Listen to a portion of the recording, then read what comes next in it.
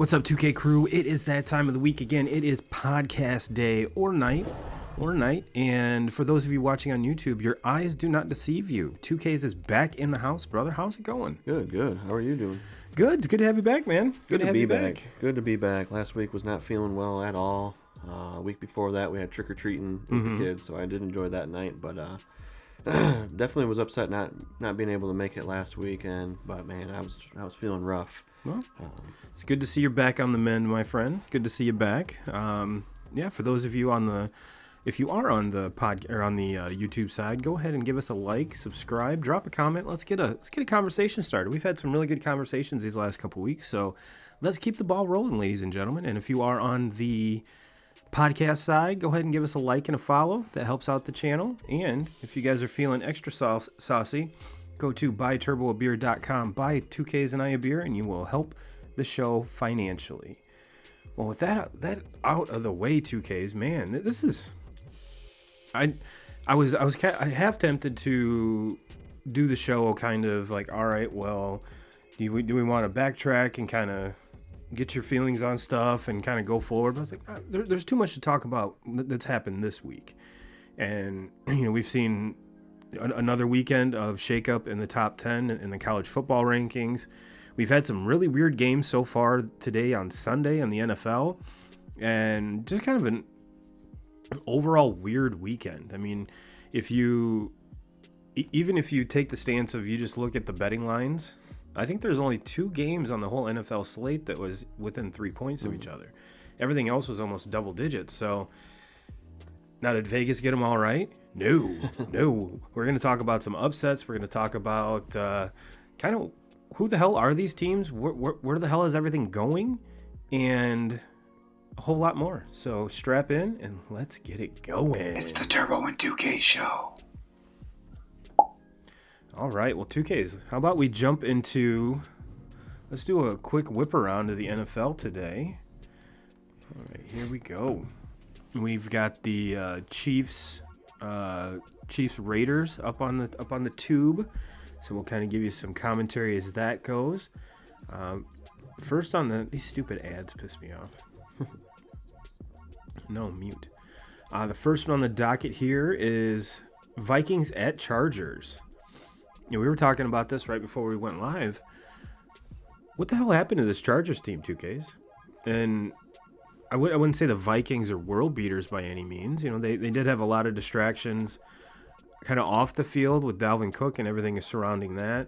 But let me give you the stat lines here, and then we'll kind of jump in to see what the hell's going on. Cousins went 25 of 37, 294, and 2 touchdowns. Herbert went 20 of 34 for 195, a touchdown and a pick. The aforementioned Dalvin Cook, 24 carries, 94 yards, and a touchdown. Austin Eckler, 11 carries, 44 yards. And J. Jeff had 9 catches for 143. Keenan Allen on the other side had 8 catches for 98 yards. Austin Eckler did get in the end zone with the receiving touchdown. But it looks like Tyler Conklin from Minnesota found the end zone via the pass as well. So, in 2Ks, this was in LA. Mm-hmm. In that beautiful new stadium. It just boggles my mind that this team can be, and I don't know if we can chalk it up to just Herbert being young. This is his second year. Did he and that team kind of spoil us a little bit with his performance last year? Yes, I know he is young. You're going to get those growing pains, but is that kind of what we're seeing out of this team, or is there something else that's kind of lit your eye up with this team? Yeah, I mean, that's pretty much kind of been the tale.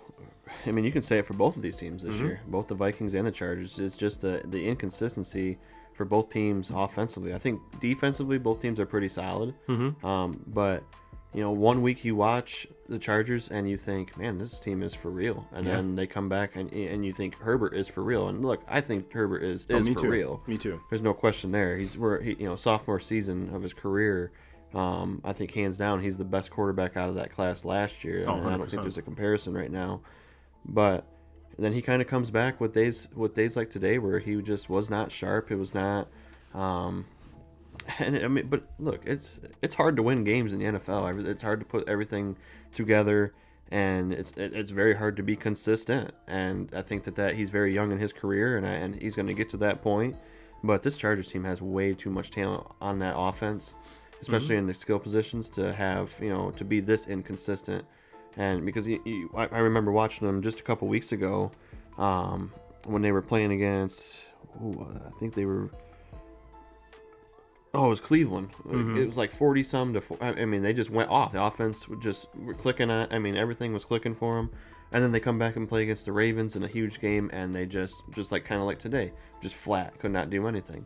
And you can say the same thing for the Vikings. The Vikings have had those big time games where they've won games, and then they come back and they're flat, and they lose games that they should have. Or there was one game earlier in the season where they just barely won a squeaker over the Lions. They looked horrible. And I think like the week before that, they were playing against. Was that when with the Vikings, that was that was the game after the 66-yard field goal, right? Yeah, that was the they lost back-to-back games on kicks like that. Yeah, and going back in the Vikings before that though, like they almost get beat by the Lions, and then a week or two before that, they take Arizona Cardinals, who a lot of people think with a healthy Kyler Murray are maybe the best team, and they took the Cardinals all the way down. Should have won the game. The Cardinals, or they missed a field goal on them to end the game, and I think it was like a 30-some yarder that should have won the game. And they miss it, and the Cardinals ended up winning. So. It's just both of these teams have been very inconsistent. I really don't know what to. I really don't have a true feel for either one of them. I don't either, and I think one of the things you can say with the Chargers is I think their little slide kind of happened right when Eckler went down with his injury. So I don't know if he's 100% healthy yet, but that dude's a freak athlete, and if you guys do not follow him on. I believe it's Instagram. Go ahead and give him a follow. He does some of the most ridiculous challenges, and it's not like the TikTok challenges that all the kids are doing. No, these are like physical feat challenges, and he just does them for fun to see if he can do them. Yeah. Let alone trying to call people out. But yeah, give him a follow. He's a very, very good follow. But that is, and that's kind of my takeaway is that. But when you do the flip side and kind of look at the Vikings, Dalvin Cook's been consistent all year.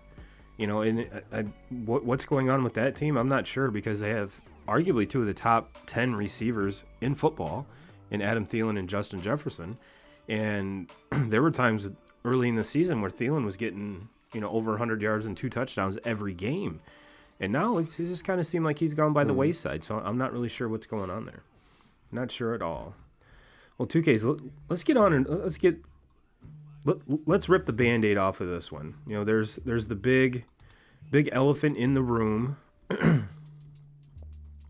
And for all of you Lions fans, you guys should be very, very happy because the Lions haven't lost in 2 weeks. Yeah. They did beat BYE or the bye week, and they tie a Steelers team in Pittsburgh. Granted, that was a Ben Roethlisberger-less. That wasn't hard to say. A team without Ben Roethlisberger, so we had Rudolph play, which, if you watched his play, I'm wondering what Dwayne Haskins looks like, because Rudolph was horrible. The only if you're a fan of running the ball, this was a very, very good game to watch because Goff was injured, his lower back or side or something, couldn't throw the ball.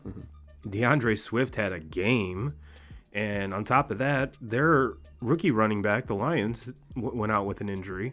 Najee Harris had a game and a half, and yeah, it was a very, very odd game. And when it came down to overtime, it didn't look like anyone actually wanted to win the game. Yeah, to me, this is like the first time where, because I've sat here quite a few times and kind of defended Dan Campbell, and I like the kind of the mentality that he's brought there. MCDC. These guys, it's just watching them. It seems like they play hard. They play hard for him. Yeah. And they've lost a lot of games that a player or two could have been the difference of that game. It's not like they've taken their fair share of beatings, but they've also had situations where they could have possibly won a game. And today I do have to question him keeping Goff in there. I mean, it was watching it. Look, Goff isn't very good when he's clicking, when he's healthy. Right. And but today, I mean, I felt bad for him watching him because you could tell. I mean, he was in a lot of pain, and there was nothing that he could do. They had the heating pad and shit on him when he was on the sideline. Yeah, these are NFL teams. Like, I get it that the backup quarterback's not ideal. David Blau, is that who they said it was? Not ideal, but look. I went and watched a Lions and Cowboys game a couple years ago, and Blau was the one that played quarterback for them because Stafford was hurt at the time. Yeah. And he could throw the ball a little bit. It's not like he's a world beater by any means, but he could throw the ball better than what Goff could do today with that injury. And to me, I just don't understand it. Probably the weather plays a factor in it, and you want somebody that has been under center all season long and obviously is familiar with the center, but come on. I mean, this was your chance to win a game, and it obviously wasn't working with Goff and the injury. I would have liked to just see him try. See him try for it. What do you have to lose? Yeah, what do you have to lose? Absolutely nothing. Yeah. Absolutely nothing. Goff went 14 for 25 for 114 yards. No touchdowns, no picks. Mason Rudolph went 30 for 50, 242 with a touchdown and a pick. Like I said, the rushing stats are what really popped off. Swift had 33 carries for 130 yards. Najee Harris, 26 carries for 105. First drive of the game, Rudolph takes him right down. And I'm like, holy shit. Yeah. What's happened in almost 2 years between starts? Maybe it was like that switch that finally flipped for him. And then after that, it went right back to the same thing we saw, minus his helmet getting ripped off and someone trying to beat him with it. But other than that, it looked like the same Mason Rudolph to me. But and on top of that, when you're asking a backup quarterback to throw the ball 50 times, what's Mike Tomlin thinking? I don't understand it, especially with the stud running backs that he has there. And Rudolph also had 4 carries for 36 yards and he had a long of 26. So, I mean, he was scooting around. He didn't look horrible, but he didn't look good by any means. Yeah. The one interception was just a horrible throw. But yeah, there's nothing positive to come out of this with the Lions. I mean, granted, yes, you will not go 0-18. That's 0-17, excuse me. But that's about the only positive you can take out of this. Now, if Roethlisberger plays, I think you can double their score. Easy. 32-16. I think just with especially when it comes down to the conditions that Heinz Field was in, he's used to it. He's been there for years. Yeah. And you can't defend Detroit can't defend them when the way that they did today when Roethlisberger's on the field. Oh, absolutely not. You know, they're throwing everybody in the box and they're basically saying they're going to dare you to throw the ball. And that's why you see Rudolph throw the ball as many times as he did today. Is because Harris. I think Harris ended up, and Harris is phenomenal. He's the best rookie running back in the league. One of the best rookie running backs I've seen in a long time. This kid's going to be a freaking beast. But he rushed for 90. I think he still got 90-some yards, but it was on 26, 27 carries.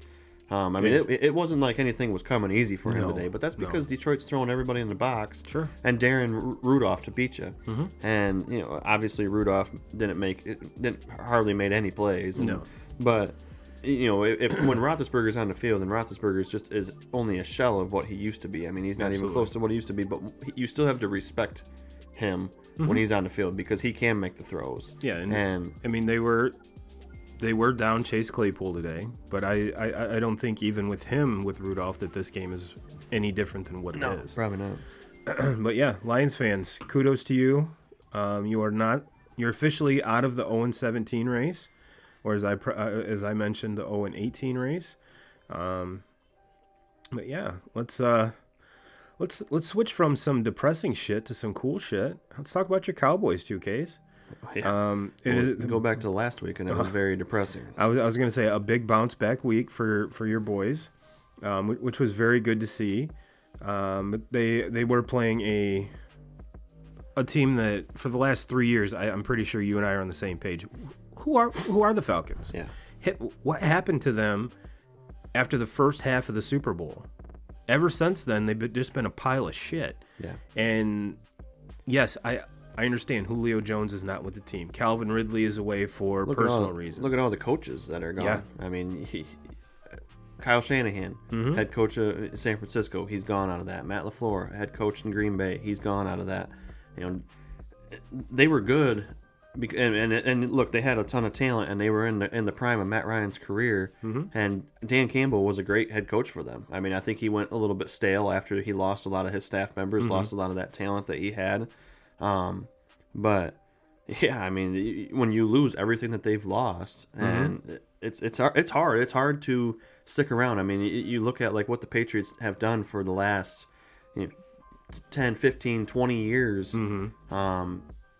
That's hard to do. It's hard to do. We're seeing it firsthand with the Chiefs now, where the Chiefs are kind of falling out. We thought this Chiefs team's not going to go anywhere for 10 years. Yeah. Well, what are we on year 4 now? And they kind of suck. I mean, Yeah. there's not a whole lot to say good about them right now. Yeah, especially on the defensive side of the ball. Their defense is just it's got leaks everywhere, and I don't think there's enough money left from that huge contract that they signed Mahomes, who just threw the ball fucking left-handed. And you could say the same thing about San Francisco. When the Chiefs and San Francisco matched up in the Super Bowl 3 years ago, we were saying this San Francisco team, they're not going to go away. Right. And look, they've had a lot of injuries, And they can't figure it out with the quarterback position. But they're not very good either. And that defense, not the same. But you take away another member, the defensive coordinator in Robert Saleh, and you take him, and he takes the Jets job, and so now he's gone. You know, that's what happens when you have success in this league. You start losing all of your coaches. Oh, sure. They start, and once they leave, I think a lot of people want to give all the credit to these players, and look, there's a lot of the credit they deserve it. But absolutely. Some of these coaches are the reason why there's so much success. I mean, the exact opposite argument of that is with Belichick. I mean, look at how many of his quote unquote coaching tree has went off and done their own thing, and I don't think any of them have been super successful. I mean, probably the main one that's seen the most success, to be honest with you, is probably Nick Saban. Yeah. And it's not been NFL success by any means. It's been college success. But just getting back to the Atlanta-Dallas game, Matt Ryan goes 9 for 21 for 117, 2 picks. Yes, that is a fucking awesome stat line. On the flip side, Dak Prescott goes 24-31. I like that. Yeah, he was sharp 296, 2 touchdowns. Looks like Cooper Rush got some garbage time, and Zeke threw a pass for 4 yards. Rushing, as a team, the Falcons went over 100 yards, but Gallman led the way with 15 carries for 55 yards. Pollard led the way as far as yards is concerned, 11 carries, 42 yards. Zeke had 14 carries, 41 yards, and 2 touchdowns. Looks like Dak had a rushing touchdown as well. Kyle Pitts led when your quarterback throws for 117 yards and your tight end has 60 of them. Yeah.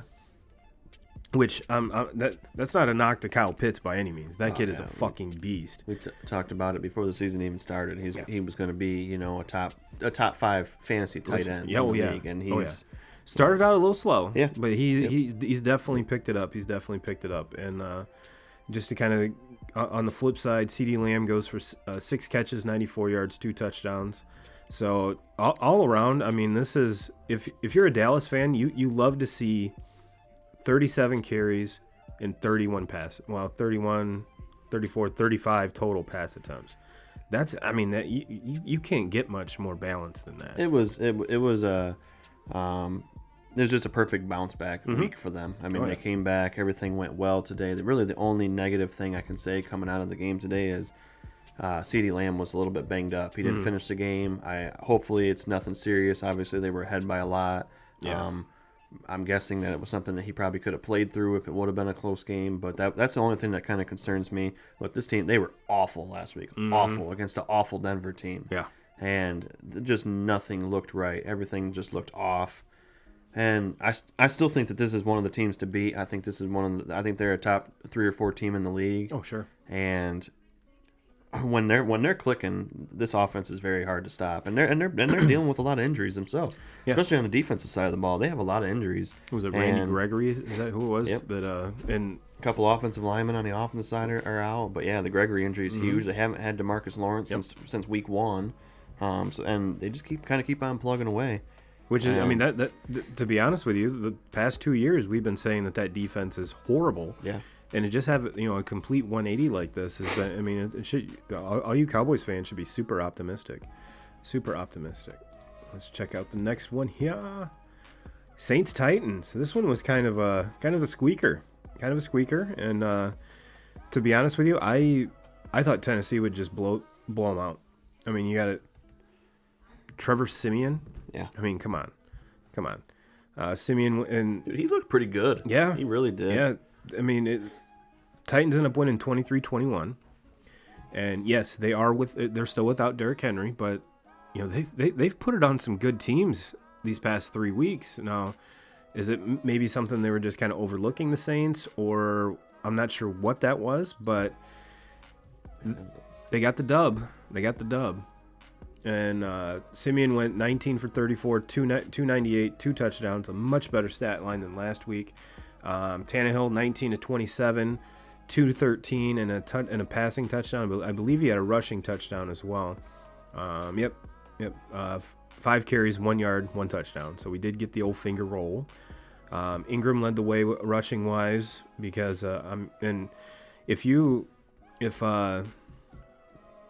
Ingram went 14 for 47, one touchdown. Foreman for Tennessee, 11 carries, 30 yards. AP, 8 carries, 21 yards. If they have Kamara, this is probably a way different game. But then you could say, too, if the Titans had Derrick Henry, it'd be a very different game. But is it as spectacular as a win as most people would have thought going into this? No, but in this league, a W is a W. Exactly. And exactly. That to me, that's the biggest thing. It wasn't their sharpest game, but they got the win. They got the win against Saints are going to be a tough win all the time. It doesn't matter. Yeah.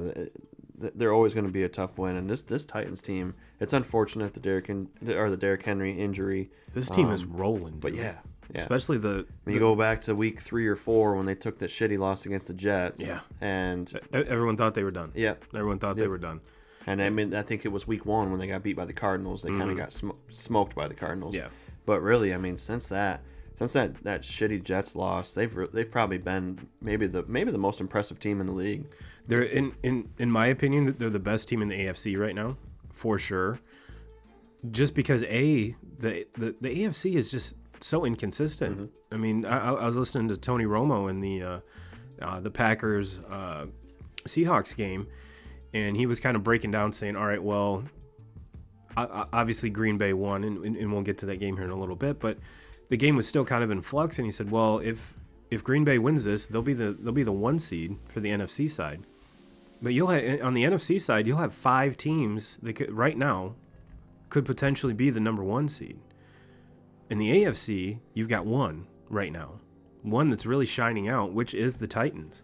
So, do we think that the AFC playoffs are going to go through Tennessee? If they keep playing this way, yeah. And they also said too that Derrick Henry might actually be back around like the first of the year, which is very, very optimistic. And to me, that's almost kind of scary. Because you see the way that this guy has been down the stretch in seasons when, especially opposing teams are tired at that point. These defenses have been playing. He's going to be fresh for weeks, and they're tired. And now you're going to have a Derrick Henry that normally is in the same boat as them. He's tired. He doesn't show that he's tired because he just continues to run the way that he always runs and probably gets better as games go on or as seasons go on. Or it's not even a probably. It's a fact. Mm-hmm. That's how he does it. But that's scary for him to come back and be 100% healthy and have, who knows how many weeks total off, and he's going to be fresh. And if this team can hold it together, all they got to do is get there, and they get to the playoffs and have this guy coming back. That could be scary. Oh yeah. And let's stay in the AFC. Cleveland goes into New England and just gets dog walked. Pats win this one 45-7.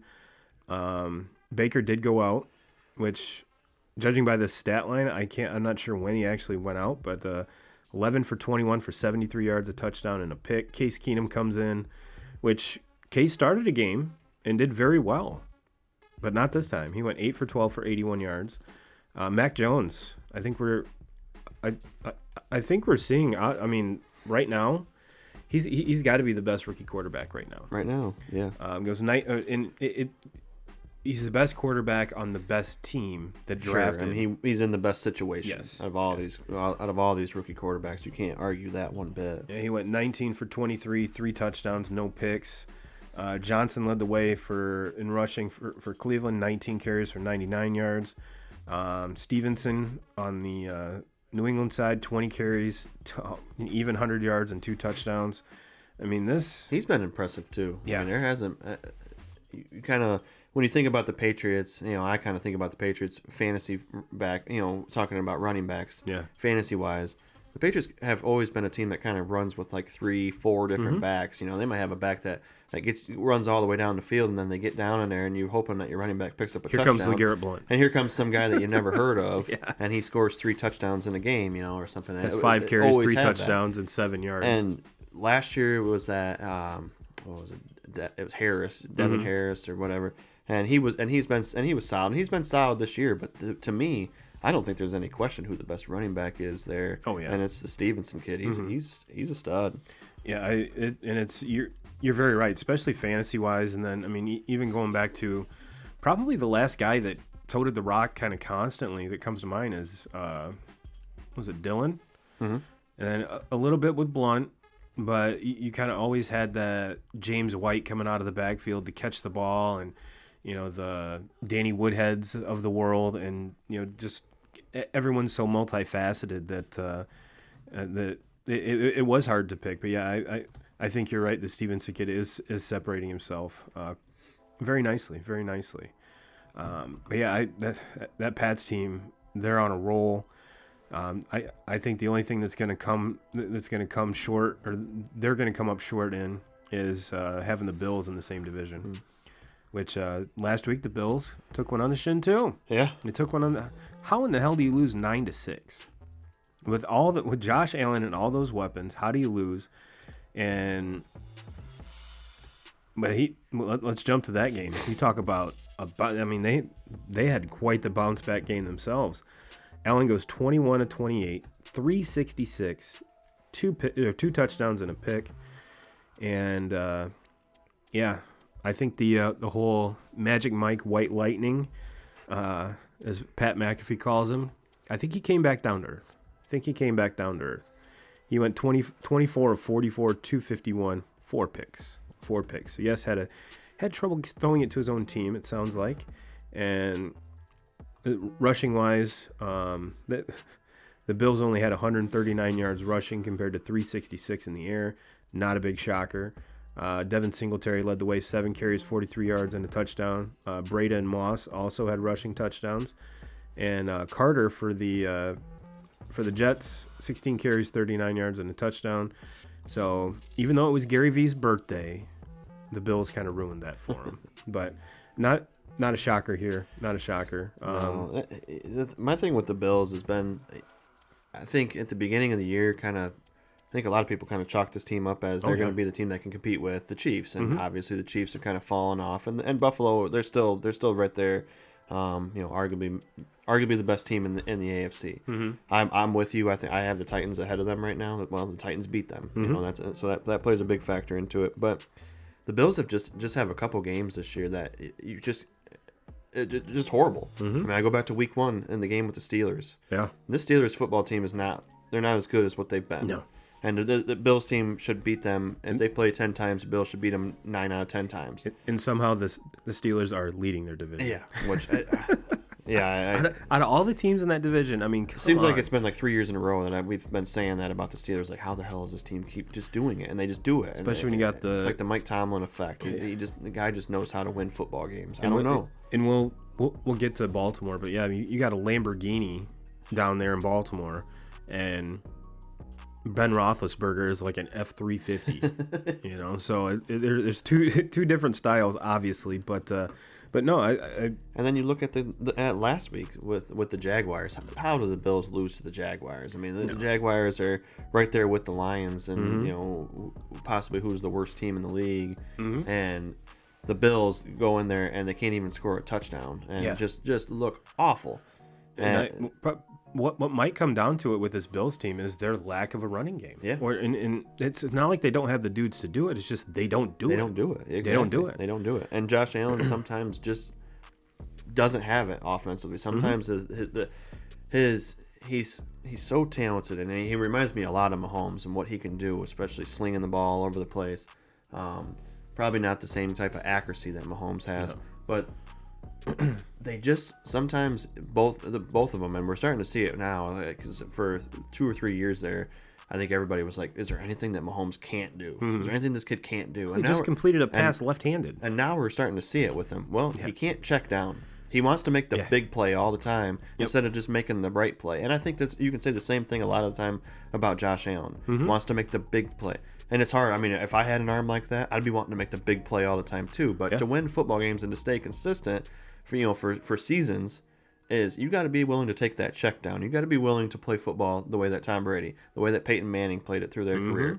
Absolutely. They can make, when they were younger and in their prime, they could make the big throw all over the place. As they got older, obviously, they couldn't throw the ball all over the field. Right. But they learned to play quarterback. They learned to throw to the open man. And sometimes that's taking the check down and making that play and picking up something positive instead of always trying to throw the ball for the big play. So that's my only knock with the Bills right now. Defensively, I think they're the best defense in the NFL. I really do.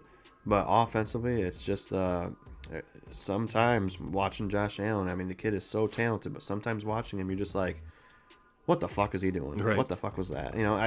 That's the only thing. And kind of to further that point, it's to kind of make put a bow on it. We've seen, I mean, even take Justin Verlander for instance. I know we're talking football to baseball, but when he came in the league, he was just trying to strike out everybody. And then he instead of learn how to, he was a good thrower. He wasn't a good pitcher. Once he figured that out, that's when he became dominant. That's when he was throwing no-hitters. That's when he won the Cy Young and the MVP. So you're right. There is a difference between a thrower and a quarterback and a thrower and a pitcher. It's learning the game. And you have to take what the defense gives you. Yes, I know Brett Favre made a career out of just gunslinger mentality, but how many other guys have tried that and it's failed horribly? Brett's one of those dudes. He's an anomaly, which is why he's in the Hall of Fame, which is why he held all of the records for a long time, including interceptions. So with that, you got to take the good with the bad. I think with Mahomes, I think kind of Todd Bowles and Bruce Arians and that Tampa defense last year in the Super Bowl kind of drew the blueprint of how you can play defense on this kid. He's going to make plays because he's just that talented. Oh, yeah. But if you limit those big plays and you force him to have to take this, take the check down or take the shorter throw, and you force him to do that, he doesn't want to do that.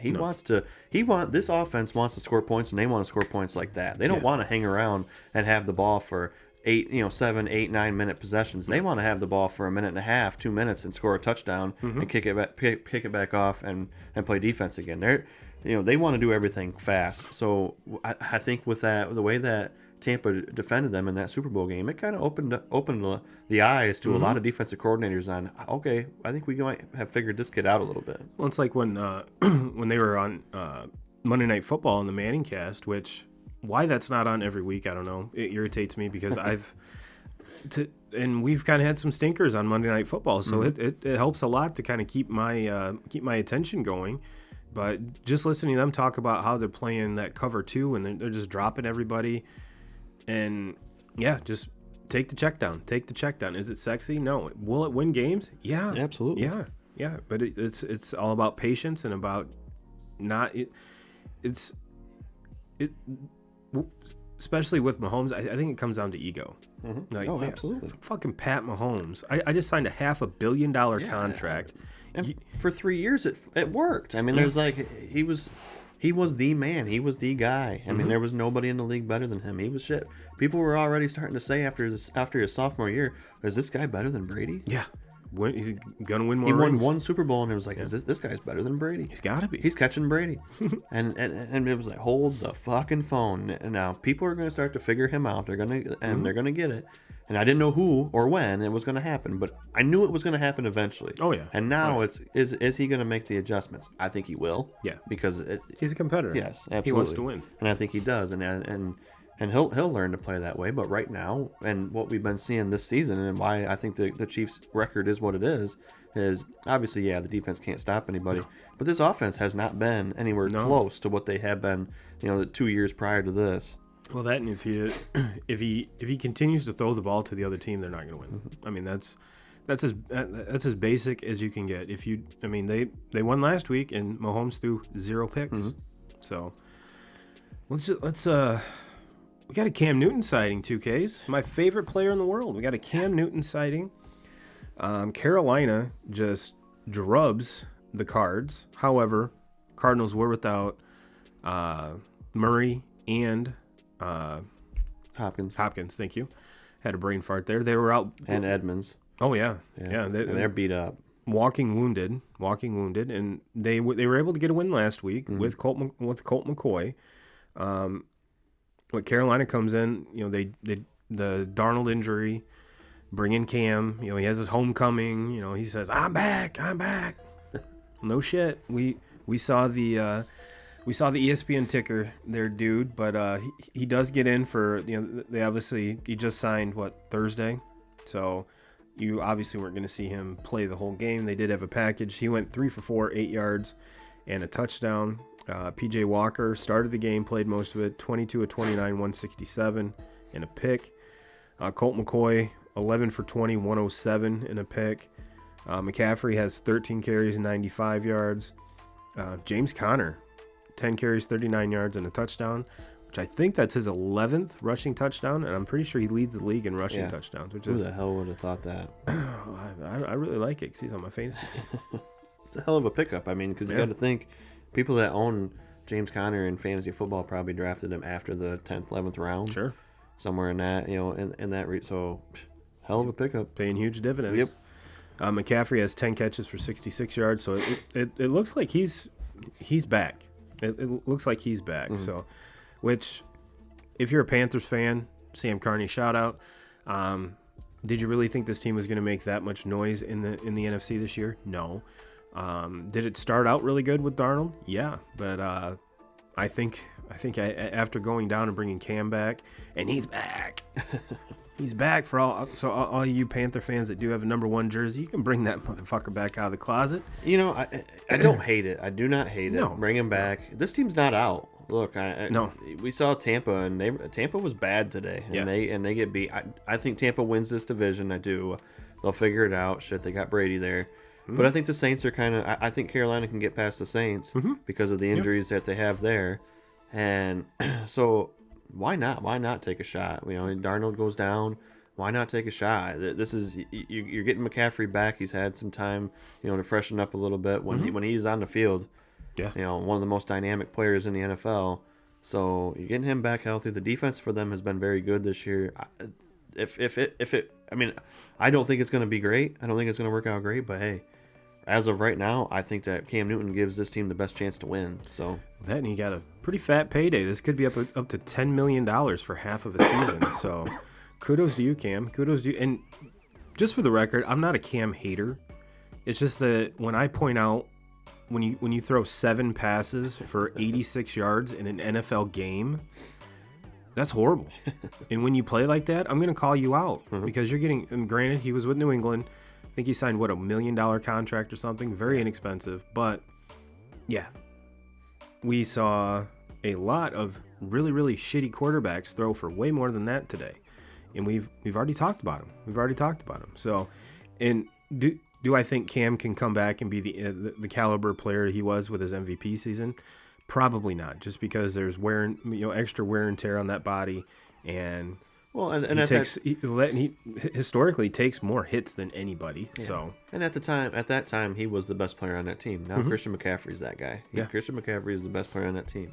So, no, he's not going to be that. But I really think that he gives them the best chance to win football games right now. Oh yeah, to have him on the field, and no disrespect to the Walker kid that played today, he was good today. He was solid, but he's not Cam Newton. And when Cam Newton gets another week or so under his belt of practice, picking up this playbook, sure, he's the best guy there. I mean, obvious, and what's kind of to your point.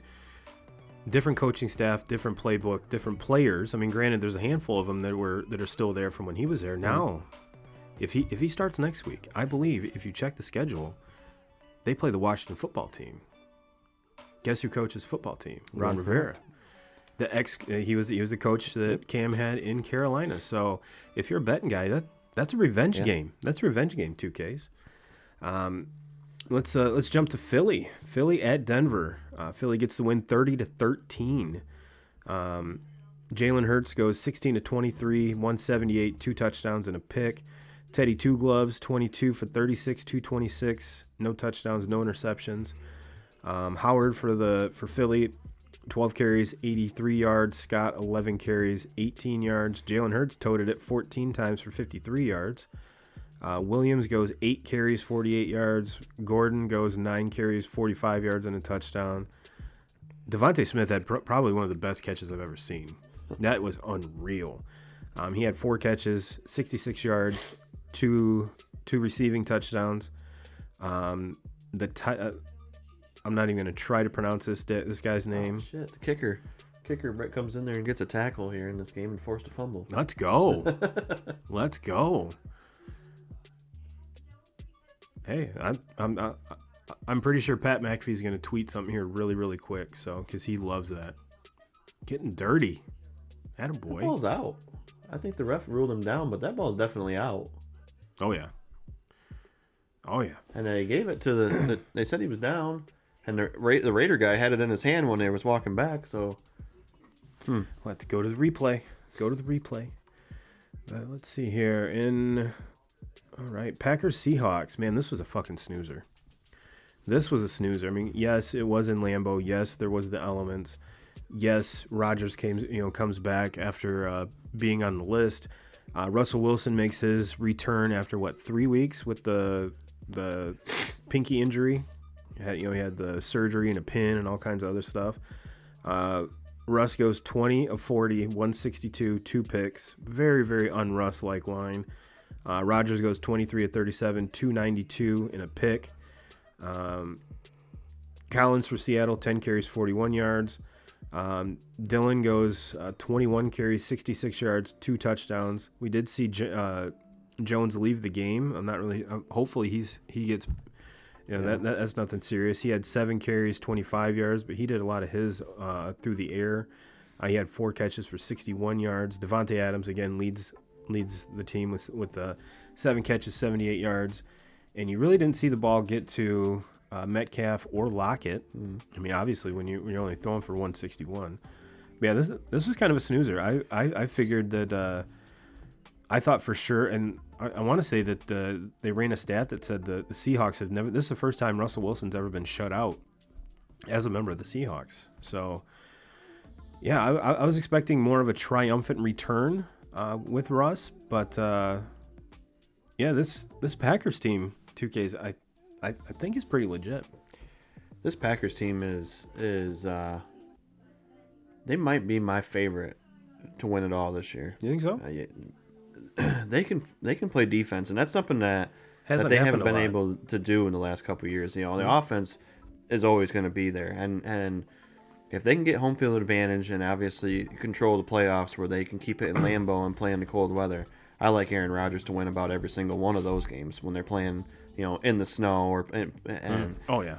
So to me, that's important. Is can they hold it down and get that home field advantage? But man, that defense is solid. They're solid, and they've done it now against some pretty good offenses for 3-4 weeks in a row. Yeah, and what I'm kind of wondering is when are people going to start to give LaFleur the credit that he deserves? Yeah, because nobody really talks about him. I think it's because the Packers, they have Aaron Rodgers, and everybody always wants to just say, well, this team's always going to be good as long as they got Rodgers there. And look, that might be true, but he's a bad man. But Matt LaFleur has been freaking good. Oh yeah, and he's been good since the day that he put on Packers gear and stood there on that sideline, because there's not a lot of different players out there than what McCarthy had when he was in at the tail end of his time in Green Bay, and he couldn't do anything. He couldn't even get that team to the playoffs. And now with LaFleur there, this team has been one of the best teams, if not the best team in the NFC. Every single year in the regular season. They just haven't been able to win that big game in the playoffs to get them to. Haven't been able. They weren't able to get past San Francisco. And which that was a horrible call. Last year they weren't able to get past Tampa Bay. Tampa Bay goes on to win it all. But and you go back a couple weeks, and that everybody was saying Arizona Cardinals are the best team in the NFL.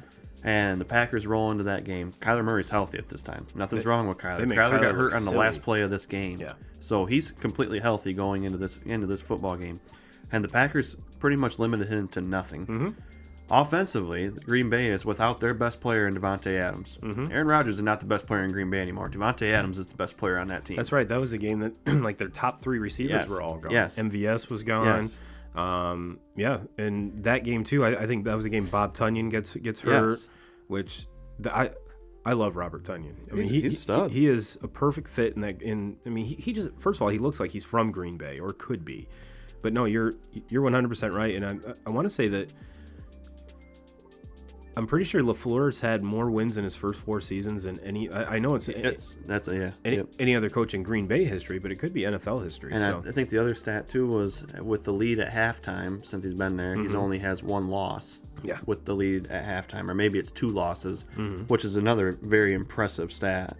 And we got a comment here from Mr. Braisman. Cody Braisman's in the house. Oh fuck! What's he want to do? Talk about the Jets? No, he says with that score, you really can't talk much about the Jets. Best thing that could have happened to Cam, him in a college style offense. Look at how Darnold started the season running the ball. True, and you know what? He's got the fan base behind him. He's got that kind of built up resume and repertoire there. So, and I'm actually shocked it took this long for Cam to get on a roster. Period. So, but yeah, you're 100% right, and I think now that the doors have opened where they start communicating with Rodgers and let him give some input on what the fuck he wants and why it took this long and all of this standoff and silliness. I don't know, because any other quarterback of his stature, Tom Brady, Peyton Manning, Drew Brees, all of these guys have had input on their teams. And why wouldn't you want that input? That is your guy. That's your highest paid player. Well, I think we, just by what we watched last week when Rodgers isn't there and we watched Love play, and look, Love was rough. Yeah. It was rough watching it. So we obviously got to see it there. Like, we better do whatever the fuck Rodgers wants us to do to keep him happy, because Love ain't ready yet. No. Something might change here in another year or 2, but he's not ready to take that job yet. No. So we need to do, if Rodgers wants this, we're going to do it, because we need to make sure that he stays and he's happy and doesn't want to go anywhere else. Yeah. So you basically got to give into all that. But no, and why wouldn't you? Absolutely. And so to me, the only thing that only question I have with Green Bay, and I watched pretty much all of that game today. My thing is, going forward, is Aaron Jones healthy? Yeah. I don't know. Microphone healthy. Rashawn Gary, a player that's been coming on for them, and talking about how good their defense has been. He's been a very important piece as far as a pass rusher, and just the improvement that he has made. Because I didn't think he was very good. I didn't think he was very good in his first couple years in Green Bay. He's from Michigan, right? Yeah, I always thought that he was solid at Michigan, but was he the number 1 player in the country that he was when he come out of high school? He was rated as a number 1 player. I don't think he ever lived up to those expectations at Michigan. So I was always I like him and I think he's good, but I was always kind of just down on him. Right. I never thought that he was as good as what people thought. Well, he was coming on this year, and then obviously the gruesome injury today. Yeah. I have to imagine that he's going to miss quite a bit of time. Yeah, that your arm's not supposed to bend like that. No. And Cody says, as for the Jets, I can't wait 4 years for Arch. Wow, man, that's a true fan right there. That's a true fan. Well, let's. I think there's one more game besides the one we're watching right now. Yeah, Ravens Dolphins. This one was a shocker too. This is one. My question here, 2Ks, is if Tua's healthy enough to go on the field after Brissett gets hurt, why don't you just start him? That's what I don't understand. And it's not like he went in, Brissett, and Dolphins win the game 22-10 over the Ravens. Another one of these games, it's like, what the hell is going on? The Ravens should just blow them out by like 20 points, but no, they take the L.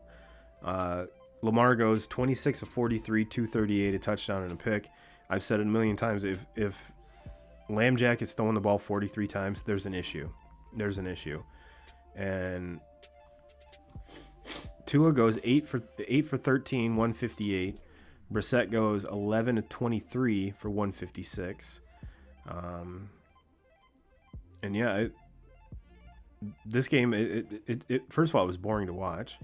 And second of all, it's like, all right, you're just waiting for that switch that Lamar just flips, or that whole Baltimore team flips, and it never flipped. But yeah, that was my main takeaway out of this game is if you're gonna suit Tua up or dress him in the hopes, or the just in case, why not start him? Why not start him? I don't know. Maybe that's why I'm not a GM, but who knows? I feel the same way. I didn't understand it. I didn't understand why he wasn't start. I was actually shocked when I turned the game on and saw that he wasn't starting. And then I see him on the sideline with his shoulder pads fully dressed like he's ready to go. And I'm like, why? And then Brissett just shits the bed for an entire half of football. And it was just like, okay, why? What's going on? And wasn't it a finger or something? Yeah, it was, thumb.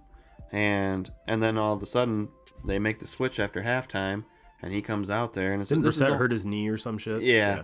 I mean, he did. He took a beating back there. There was just no rhythm to anything that he was doing. He had no rhythm with the offense at all. And they come out, and the Ravens, they're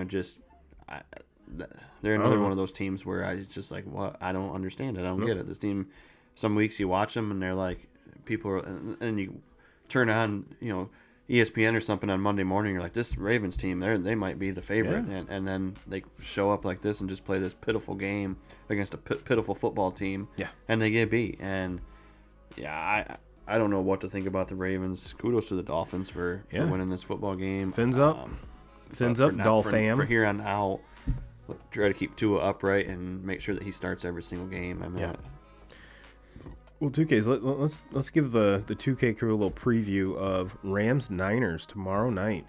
We get to see the debut of OBJ, Odell Beckham Jr. for the Rams. It seems like the Rams don't have a fucking salary cap. I mean, I granted, understand some of the shit that they've pulled.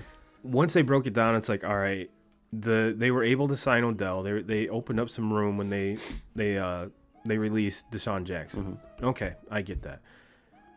And then they trade for Von Miller. How that worked out, they give the Broncos a second and a third round pick, and then the Broncos are paying him $9 million for the rest of the year. Yeah. How is that possible? I mean, Jesus Christ. And we're talking about coaching trees.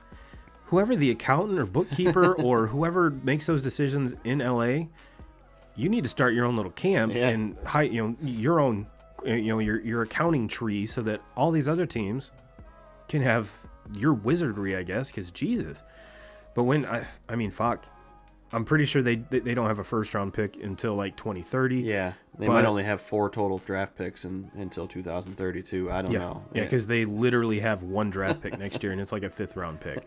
So, but there's.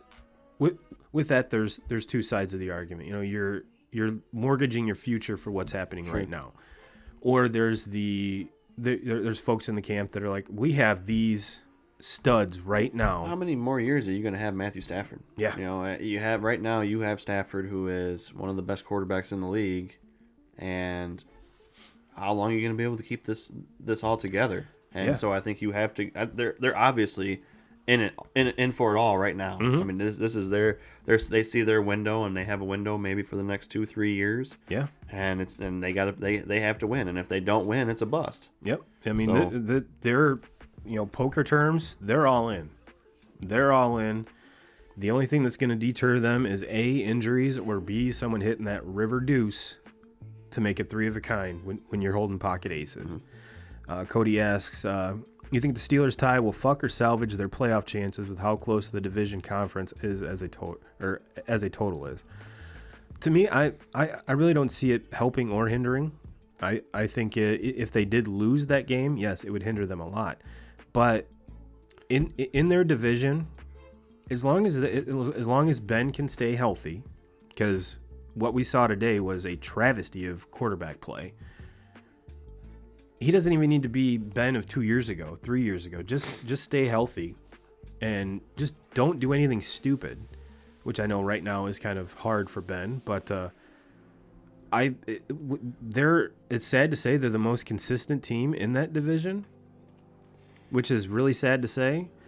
Could this tie really hurt them when it comes to, because Baltimore's not going to be down for a long time. No, I think the Ravens win this. I think this, we could be talking about this. I think he's got a very good question there. We could be talking about this in a few weeks because I think Baltimore wins this division. So then you're looking at a wild card spot, and so you think that Buffalo is going to run away with theirs. Okay, New England's playing some of their best football right now, so they're scary to me right now. New England's a better football team than Pittsburgh, and some could make a case, I think, for the Colts. The Colts are playing pretty damn good football. Carson Wentz is kind of playing better football than what he's played. That man plays with his hair on fucking fire. If you listen to the Pat McAfee show, he loves him some Carson Wentz. And on paper, that team's fucking legit. They're tough, and they right now probably have the best running back in the NFL. Now that Derrick Henry's out, I would say they have the best running back in the NFL. Well, and do you think that this? I mean, right at where we're at right now, I don't know what's going to happen with this. This is a huge game right here, division wise. But say this Raiders team runs away with it, or the Chargers get something, and say that the Chiefs don't win this division. Cody says he's a ginger. What do you expect? Do you really obviously, really think that the Chiefs are not going to be in the playoffs? So no. I think the Chiefs will eventually win this division, and they are automatically in. But Raiders and Chargers also are two teams that I think can, as of right now, are maybe two better football teams than the Steelers. So I think this tie for the Steelers is going to could come back to be huge for them. It could be. Because when you look at Detroit, when you look at your schedule and you see Detroit on there, you have to be thinking, okay, that's a win. There was a lot of folks in Pittsburgh, just judging from the Twitterverse, players included on the roster that were scared to death of this fucking game. Not because they're the Lions, because they don't want to be the first loss to the Lions. No one wants to be give that undefeated team this long, or defeated team this long, their first win. So yeah, to that aspect, yeah. But we're speaking of the Chiefs, we're watching them, and this team's fucking rolling right now. A lot of folks were saying that the last drive of the last game that Kansas City won, maybe that was the switch that flipped with this team. But the offense is rolling. Let's see if they can keep the Raiders out of the end zone. But the line here for Rams-Niners, Rams are giving 3.5. Who are you taking? Rams. I'm taking Rams all day. This 49ers are not good. They're not a good team. Their defense is not what they have been in the past. Offensively, Jimmy Garoppolo fucking sucks. I've been saying that now for even the year that they made it to the Super Bowl. They ran the ball into that Super Bowl. It wasn't anything to do with that fucking dipshit. He sucks. Nothing good to say about him.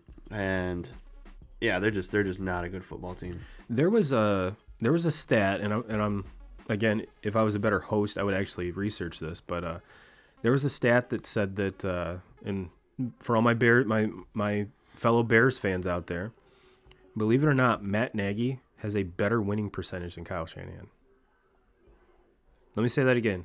The coach that everyone wants fired, and possibly a lot of people think it's the same coach that everyone doesn't want. The quote unquote quarterback whisperer who blows ass has a better winning percentage than Kyle Shanahan, who has, he's kind of getting his own little coaching tree now. And so yeah, it's kind of weird how that goes. Cody asked, Von Miller making his debut? I believe so. Yeah, I believe so. Yeah, that is scary. Yeah, him and Aaron Donald. Jesus Christ. I think if Vaughn was healthy last week, he probably would have, or healthier. I think they would have had a package for him, but he's still on the mend with that. I believe it's an ankle. So, well, 2Ks. Let's. Cody says Rams by 17. Yeah. If you're a bet man, I would take that line all day. I don't know what the over under is, but possibly take the over. 3.5 is what the line is right now. So I'm taking the Rams all day in that. Oh yeah. I don't know if I can go 17, but it wouldn't surprise me. It wouldn't surprise me. And as far as this, talk real quick about Odell. Yeah. Who knows? I don't know what to think about Odell other than he's fucking annoying. And so, but I do. I remember 3-4 years ago when he was one of the best wide receivers in the league, and the guy really never has had a stud for a quarterback. Eli Manning, and it was really Eli's worst years. He wasn't the same Eli Manning that was winning Super Bowls, and he never was even that great then. No. But he was better then than what he was when Odell got there. And then Odell goes to Baker Mayfield, and Baker Mayfield can be right in the same category as Jimmy Garoppolo for me. Yeah, and he needs to get off my fucking TV. Not a whole lot good to say about him. But now he's going to go into an offense, and to me, obviously you lose Robert Woods to the knee injury this week, which makes that signing even bigger. That signing just, huge. I'm really curious to see Odell with Stafford, because make an argument that there's not a lot of guys in the league that can sling it the way Stafford can. And so to me, this has to be like, can Odell just shut up and just play, because he's walking into a system where this team is set up to win right now. And I want to say they're the only team in the league, and I again, better host probably would have researched this, but I want to say they're the only team in the league that has 3 receivers that were, obviously Woods isn't going to get hit it now, but they had 3 receivers on pace to go over 1,000 yards. Yeah. Cooper Kupp, I think, is already over 1,000 yards. Oh, yeah. Robert Woods was, I think, at 800 and some, and Van Jefferson was at the high 7s. Yeah. So, now, obviously, take Woods out, move OBJ in that receiving core. I think it's going to come down to his ego, because obviously he's not going to be the number one. That's Cooper Kupp, hands down. The relationship him and Stafford have just walked out of training camp with is just unbelievable. And which, if you do play daily fantasy, that's why he's one of the most expensive players in the league, because he gets over 100 yards. He gets in the end zone. He's putting up like Jerry Rice numbers. Yeah, Calvin Johnson numbers. His numbers as a wide receiver. The season that he's having right now is just insane. Well, he might still be. I don't think he is, because he has had a couple games here where he hasn't reached the end zone. But I want to say he was on pace to break Randy Moss's single season record, which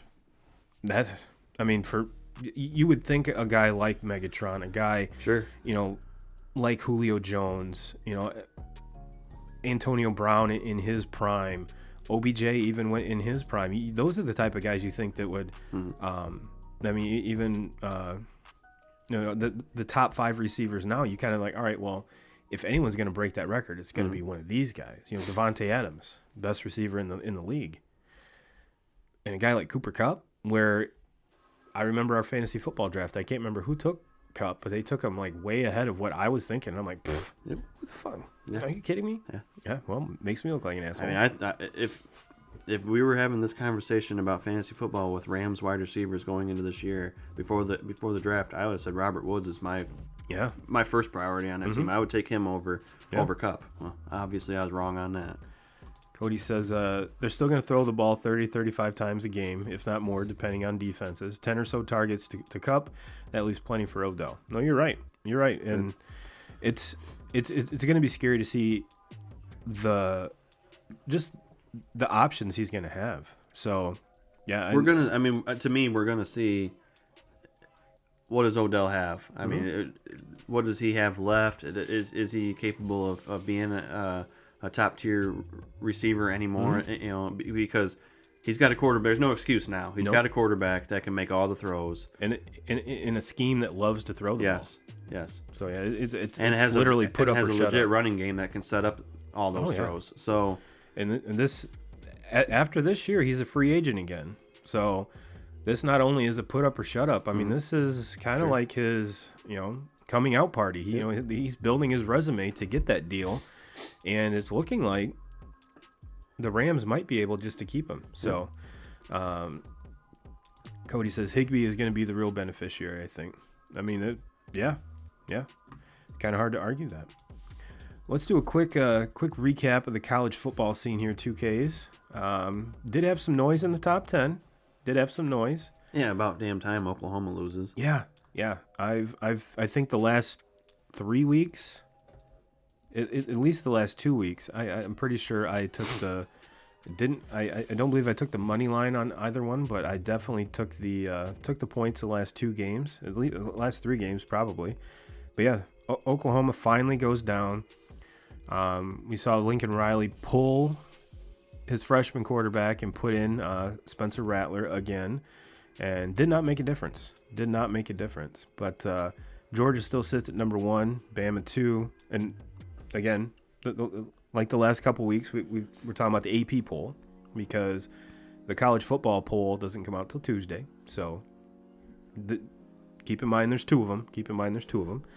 But Georgia 1, Bama 2, Cincinnati 3, Oregon 4, Ohio State 5, Notre Dame 6, Michigan State 7, Michigan 8, Oklahoma State 9, Ole Miss 10. Oklahoma falls to 12, and let's see here. Yeah, because Oklahoma was at number 4. So basically, you take Oklahoma out, everyone just basically moved up a spot. Sure. Now when it's going to come to brass tacks here, is when you do, we'll just take a look at last week's college football poll. Georgia 1, Bama 2, Oregon 3, Ohio State 4. And again, I spoke on this last week, and I kind of gave my 2 cents, so I'm going to open the floor up to you 2Ks. This is looking like what it seems to me. The committee here is basically like they have a boner that needs to be just itched, and they're praying to God that Georgia and Bama meet in the SEC title game, and Bama beats Georgia. Why? So they can have two SEC schools in there. Mm-hmm. And if that does happen, you kind of have to put both of them in there. Sure. I mean, Georgia's been the number 1 all year. Bama has the one loss, the shitty loss, and Oregon's sitting there at 3, Ohio State 4. Now, the reason why I kind of put this at the back of the show is all of this doesn't mean shit right now. No.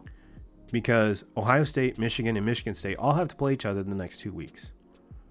So there's going to be a lot of things, and there's so many people pissed off. Oh, Michigan State should be ahead of Michigan because of the head-to-head and this and that, blah blah blah. That's gonna I mean, it's gonna play itself out. Exactly. That's my thing. And look, I don't disagree with that argument. I don't at all. But it's gonna play itself out, like you just said. 100%. By next week when we're talking, we should know what exactly is going on. Yeah. Obviously, Michigan State beats Ohio State next week. Michigan State's going to be playing for the Big Ten title, and they're going to be in the top 4. Mm-hmm. If they knock out Ohio State, they move to the top 4. They will be in that Final Four. Now, Ohio State loses, they'll stay in the top 4, and say Michigan wins against Maryland next week, which they should. Then they should. Mm-hmm. And that happens, then Michigan State's out, and they don't have any opportunity to get back into that. Right. And Michigan and Ohio State will play the game for all the marbles. It'll be for it all. So hopefully that's the case. I mean, there's not a lot of days where I'll ever root for Ohio State. I will be rooting for Ohio State next Saturday. That and your love of Michigan State athletics. And look, I don't think Michigan has what it takes to knock off Ohio State, but I would like to watch that game knowing that it's all on the line. It's all on the line. Yep. It's all on the line for that game.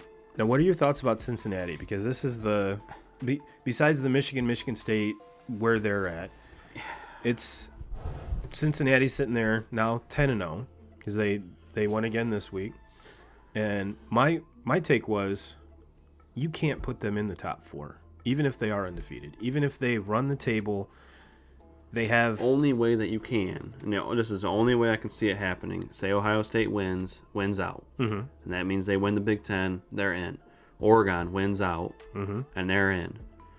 Alabama plays Georgia, and Georgia wins that game. To me, Cincinnati should jump Alabama. I don't know if it'll happen. Yeah. I don't think it will happen. No. But it should, in my opinion, it should happen because then you'll have Alabama with 2 losses and Cincinnati without a loss. And look, I get it that the schedules, obviously Alabama plays mm-hmm. a harder schedule, but Alabama has a loss right now to a 7-3 Texas A&M team. Yep. At the time, they were unranked. Mm-hmm. Right now, I mean, you can make a case looking at all these teams that are up here in the top 8, 9, 10, that right now Alabama being the number 2 team in the nation is complete bullshit to me. Mm-hmm. I think Ohio State should be number 2. Ohio State has a loss to Oregon. Yeah. That's their loss. Oregon has, and the only reason I have them ahead of Oregon is because I think that their loss, Ohio State's loss to Oregon, is a little bit better than Oregon's loss to Stanford. Yeah, because Stanford's absolutely horrible. Because right now. Stanford would be the team that I would have slid in there at number 3 right now. I probably would have Alabama right now where we're at as that number 4 team ahead of Cincinnati, Cincinnati being number 5. But so the only way I see it happening is if Georgia beats Alabama, Ohio State wins out and they put theirself in there, obviously, and Oregon wins out, so they put theirself in there. The only way I see Cincinnati being able to get in is Georgia beats Alabama and somehow Alabama will drop out of there. I don't see it happening because I just They're don't. Alabama. But in that situation now, and you can also make a case for Notre Dame to slide in there on that. But the only reason why I would say Cincinnati over Notre Dame, Cincinnati beat Notre Dame. Yep. And do you see is there any way, I mean, granted, there's going to have to be chaos, which we've seen chaos before. I think it could be a possibility. Now, granted, not a very great one, but we see 2 SEC teams and 2 Big Ten teams in there. It's possible because you'd have a 2-loss Bama, and possibly like a 2-loss Michigan or Michigan State. The only thing with those two is that conference title game. Yeah, I don't see it happening. They would actually keep them out. I don't see it happening because unfortunately, say Ohio State wins, and so they're going to the conference championship game. So then you have Michigan and Michigan State not playing at all that week. Yeah. And to me, they won't be able to, overmatch that. Now, Michigan State wins, and I said it when I started this entire conversation. Michigan State wins against Ohio State. They're not necessarily in yet because they have to play Penn State yet. Yeah. Now, the only thing that they would have going on, I guess, well, they probably would. Actually, they would be in because then they would hold the tiebreaker over Michigan and Ohio State because they beat them if that happens. So they would be in. But Michigan State wins and then they lose to Penn, and then they were to lose to Penn State, then they're probably out. Even if they do win the Big Ten championship, it's going to be hard to be a 2-loss team and win. I mean, that just can't happen because that would just ruin the Big Ten. It would be, to me, the most. I don't think there's any way that 2 Big Ten teams make it to the Final Four, but it would be so unfortunate if one team doesn't make it. Well, like if they get blanked and they don't make it, none of these teams make it in, that would be awful. Yeah, I totally agree, but it's hard for me to put Cincinnati above, any of the top 4, just because yes, you went to South Bend, got a win. You went to, I believe Indiana went to your house, I believe, and you beat a mediocre Indiana team. Yeah. What's keeping them out, in my opinion, right now is the close games they're winning when they should be blowing teams out. You barely beat a Navy team. Barely beat them. Now, this last week, or yesterday, a more convincing win. But they were still 24-point favorites. When you're not covering, to me, you're kind of playing down to your competition. Can you do it every week? Probably not. Even Bama and Georgia don't do that. But Bama and Georgia have the strength of schedule behind them, whereas Cincinnati doesn't. So that's my nitpick. If they were beating teams and covering consistently, I'd be more apt to give them the nod. But they're not putting teams away. They're letting them hang around. They're not scoring on these mediocre or less than mediocre defenses when they should be just balling out. So that's kind of what I talked about last week, and that was kind of my gripe. And they, like I said, they did come back and hang a pretty good number this week. But going forward, I just because of that fact, it's going to be super hard for them to make it in.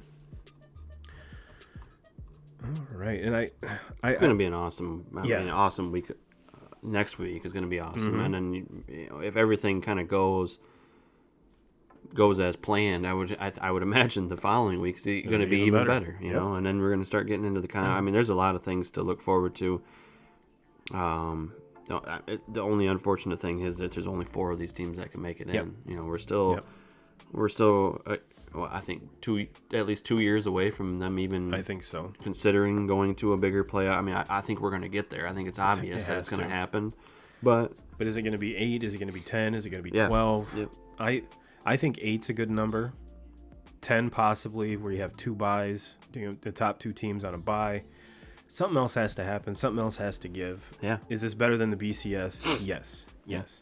Yes. I mean, this because you look at, like, say they went to a 12, and you look at these top 12 teams.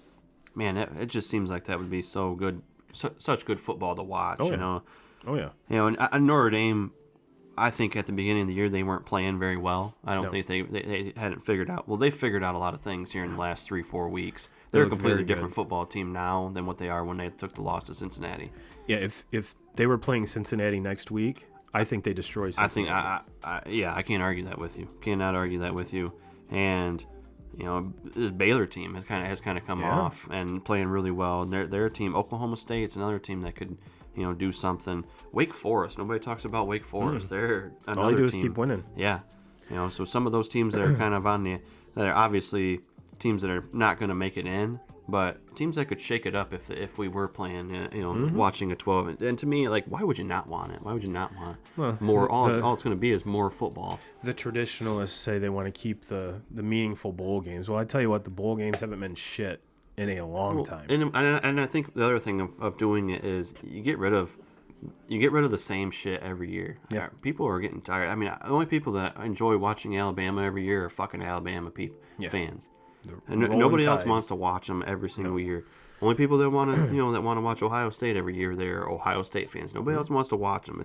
Let's see some different teams in there. We are kind of, because we're seeing an Oregon team where the last handful of years the Pac-10's been awful. Obviously the team that's out of the mix, they were out of the mix I think week 2 or 3, is a Clemson team that we've seen religiously up in these rankings, and we're seeing kind of the fruition of the Big Ten, just in the top 10. There's three teams right there in the top 10 from the Big Ten, and it's it's something that you and I have talked about, and then I kind of talked about last week. Was it's kind of a shame that that the East of the Big Ten is so much more dominant than the West. It's kind of like a foregone conclusion that the winner, if Ohio State wins out, they're just going to blow the doors off of a playing better Wisconsin team. And if Michigan wins out, if Michigan State wins out, whoever wins the East is going to just destroy the West. So we're seeing and I kind of did a breakdown last week where, and even we saw some teams on the West that I think there was like a 4 or 5 team tie. And, obviously Minnesota lost and there was some shakeup there, but if you take it's kind of like the NBA where we take the West versus the East. There's a huge difference, and we're seeing that in the Big Ten. So the only thing is, man, like I Wisconsin scares me now, and obviously as a Michigan fan, good. Michigan just pretty much wiped Wisconsin out when they played at Wisconsin too. But since that game, you look at what Wisconsin has done since then, and they beat a Purdue team that beat Michigan State. They beat them 30-13. Going back to Iowa, beat Iowa 27-7. Rutgers played with Michigan State. Yep. They played with Michigan. Very easily could have went the other way, where they could have possibly won those games. Wisconsin beats them 52-3. They beat Northwestern 35-7 this past week. They're scary. I mean, we're going to get a really good gauge on them because they play against a pretty solid Nebraska team. I know the record doesn't reflect that, but they're solid. They're not bad. And then they're going to play against PJ Fleck in Minnesota, who another team where I don't think the record really tells the tale on them. A couple weeks ago, we were talking about Minnesota possibly being the team that come out of the West. If it wasn't for the last couple of weeks where they kind of just shit the bed. But I shouldn't say they shit the bed Saturday night. It was a close game against Iowa where they had the opportunity to win. But so to me, Wisconsin wipes those two opponents off these next couple of weeks, and they'll be the team that's playing in that. They're scary.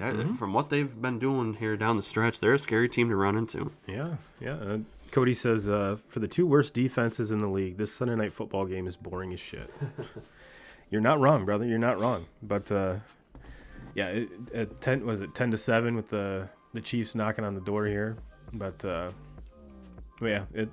That's why I'm not putting too much emphasis on these college football rankings, because everything's going to come out in the wash. It's all going to work out. You and I were talking about last night. These polls are just made to have people talk about it. So, did we talk about it? Yeah, because that's what we do. But am I putting a whole lot of stock into it? No, not at all.